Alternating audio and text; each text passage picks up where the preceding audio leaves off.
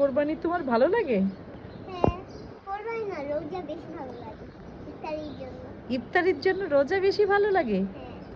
আচ্ছা, তো এই যে কোরবানি ঈদ আসলে গরু কেনা হয়, তোমাদের তো এবার দেখলাম গরু কেনা হয়েছে, গরুটার নাম কি রেখেছো?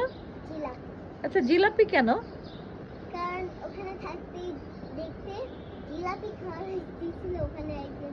ও হ্যাঁ, আমি শুনেছি যে তোমরা যখন এই গরুটা কিনতে যাও তখন এই যে ফাহিম, ফুড ব্লগার ফাহিম, সে ছিল, ও একটা জিলাপি খাচ্ছিল, তখন সবাই বলছিল ও তখন হ্যাঁ তখন আরে তুমি তো গরুর হাটে চলে, এই যে ফাহিম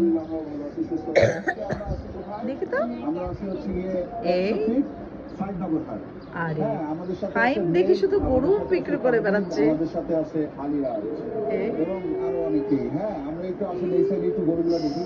এই ভিডিওতে আমরা চেষ্টা করব একটু ছোট গরু দেখার, হ্যাঁ, এবং আপনাদেরকে দেখাবো ভাইয়া কার গরুগুলা। আমাদের জিলাপি তো এখানে না, আপনার আসুন তো একটু। আছে কেমন আছেন? আচ্ছা, আমরা তো জিলাপিকে পরে দেখতে পাবো।